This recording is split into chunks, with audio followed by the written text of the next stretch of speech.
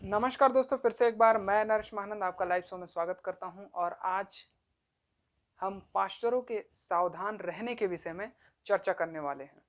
दोस्तों, आजकल एक पास्टर बनने का भूत सवार है लोगों को, और पास्टर बनने का एक फैशन चल रहा है। और पास्टरगिरी अत्यधिक मात्रा में पूरे पूरे जगत में फैल जा रहे हैं। तो ये पास्टर बनने का भूत सवार क्यों है लोगों को, और ये पास्टर क्यों बनते हैं, ये सभी बातों को आज हम जानेंगे और सीखेंगे। दोस्तों, अगर हम देखें तो हमारा प्रचारक कैसे होना चाहिए, हमारा उपदेशक कैसे होना चाहिए, हमारा पास्टर कैसा होना चाहिए, ये सारे गुण बाइबल बताती है। क्या वो गुण हमारे प्रचारक या पास्टर या उपदेशक के पास हैं? आइए हम बाइबल से देखते हैं। तो बाइबल में क्या लिखा है दोस्तों?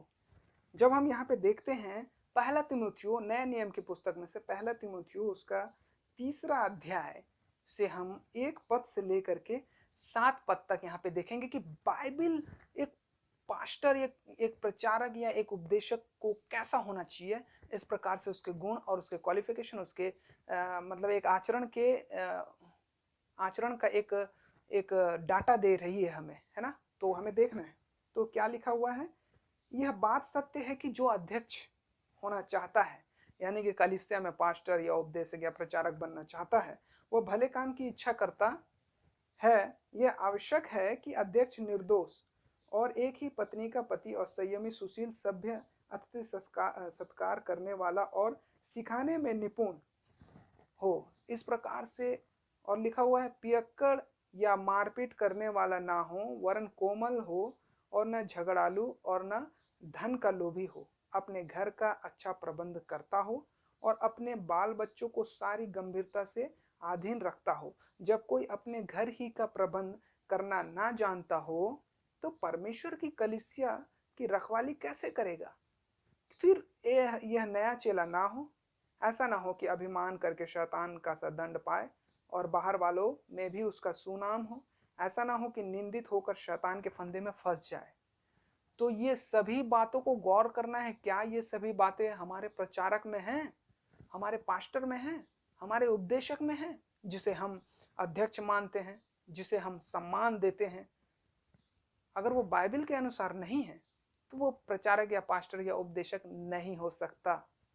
क्योंकि यहाँ पे बोला गया है, पहला तो वो भले काम की इच्छा करता रहे, है ना, और अध्यक्ष निर्दोष रहे, जेल वगैरह वगैरह इधर उधर ये सब, मतलब पहले से उसका जिंदगी निष्कलंक और पवित्र रहे। फिर उसके बाद एक ही पत्नी का पति, यहाँ पे दो दो तीन तीन पत्नी रखते हैं या भगा के ले जा रहे हैं, ज्यादातर पास्टर लोग यही सुनने में आ रहा है।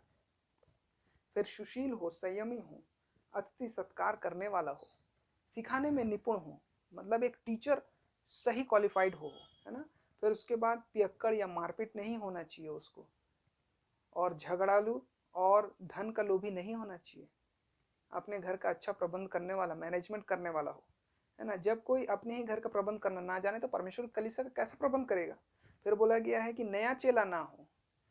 ये तो बपतिस्मा दिए, पवित्र आत्मा इसको दे दिया बाइबल का ज्ञान, और ये बन गए प्रचारक, पास्टर बन गए।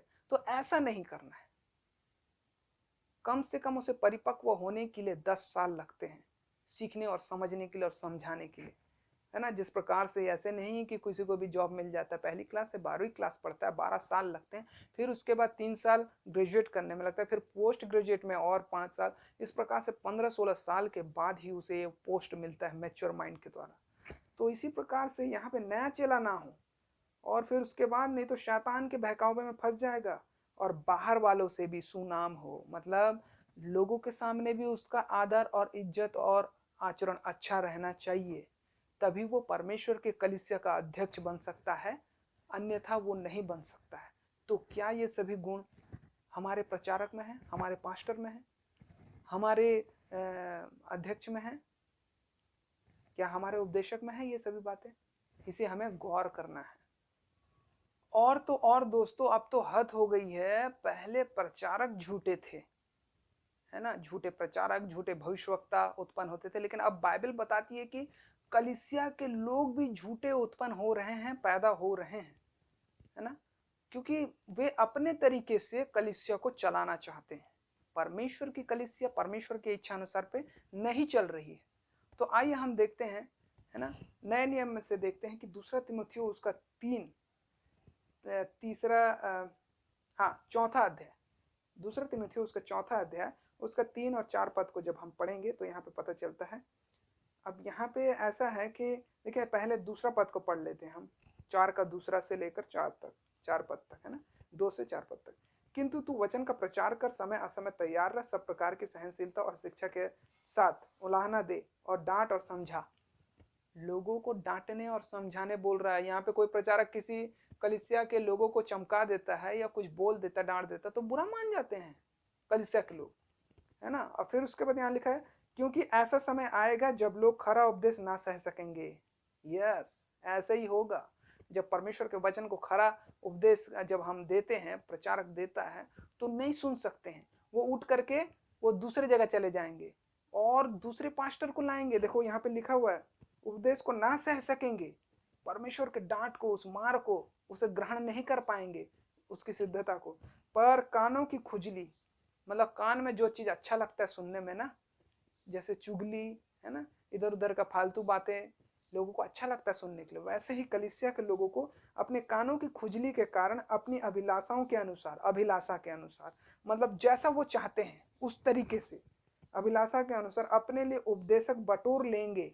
मतलब कलीसिया वाले लोग प्रचारक को रखेंगे, कलीसिया के लोग प्रचारक को ढूंढेंगे जो अच्छा सुनाता हो हमारे इच्छा अनुसार, मतलब मैं जो चाहता हूं या मैं जो चाहती हूं उस प्रकार से जो ज्ञान देगा, हम उसको प्रचारक या पास्टर या उपदेशक रखेंगे। इस प्रकार से बटोरेंगे बोल करके लिखा हुआ है ना। और फिर उसके बाद लिखा है, अपने कान सत्य से फेर कर कथा कहानियों पर लगाएंगे। तो इस प्रकार से कथा कहानियों में लोग फंसे रहेंगे, अभिलाषाओं की बातों में फंसे रहेंगे और अपने लिए नया नया प्रचारक ढूंढेंगे। तो कलीसिया भी यहाँ पे कैरेक्टर लेस निकला। हम तो सिर्फ प्रचारक को ही झूठे कहते थे, झूठे उपदेशक कहते थे, लेकिन यहाँ कैरेक्टर लेस जो है कलीसिया भी निकल रही है। इस बात को हमको ध्यान रखना है। लेकिन दोस्तों, हमें बिल्कुल भी चिंता नहीं करना है और परेशान नहीं होना है कि ये क्या हो रहा है, हम कैसे पहचानेंगे कि कौन सा कलीसिया क्या है।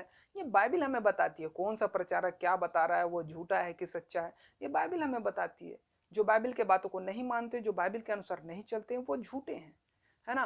तो हमें चिंता नहीं करना है, हमें बस सावधान रहना है, सचेत रहना है और ये सभी चीजों से बच के रहना है। तो दोस्तों, हम क्यों सावधान रहें? क्योंकि हमें कहीं उनके जाल में ना फंस जाए हम, है ना।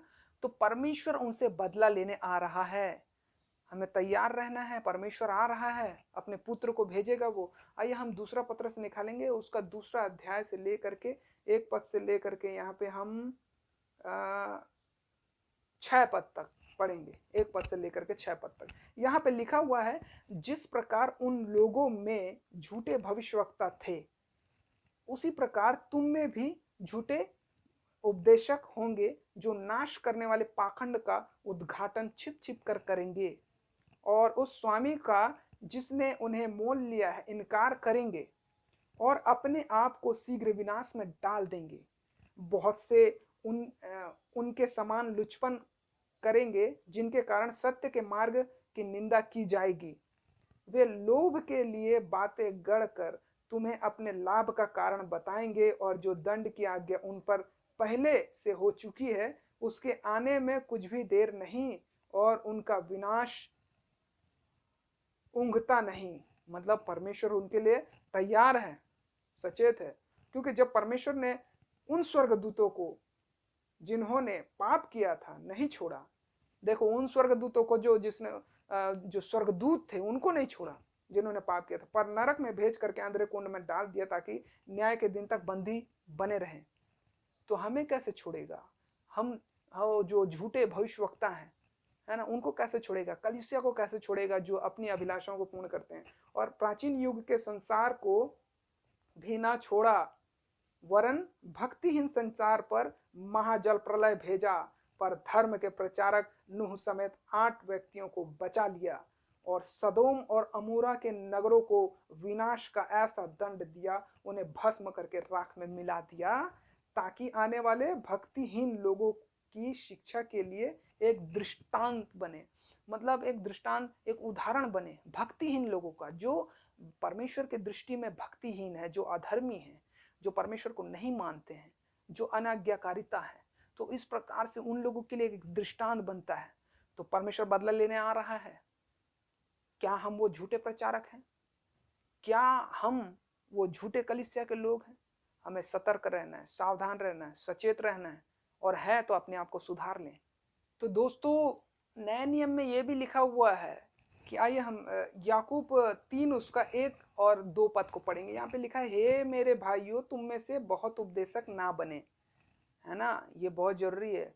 हम सभी प्रचारक लोगों को, उपदेशक लोगों को यहाँ पे सावधान कर रहा है, विश्वासी भाइयों को सावधान कर रहा है कि हम में से ज्यादातर उपदेशक ना बने, क्योंकि जानते हो कि हम उपदेशक और भी दोषी ठहरेंगे, और भी दोषी, यानी कि जो दोषी तो ठहरेंगे अविश्वासी लोग और मसीही लोग, उसका 2 गुना हम दोषी ठहरेंगे, क्योंकि हम सिखाते हैं, और हम जो सिखाते हैं उस पर खुद नहीं चलते और दूसरों को सिखाते हैं।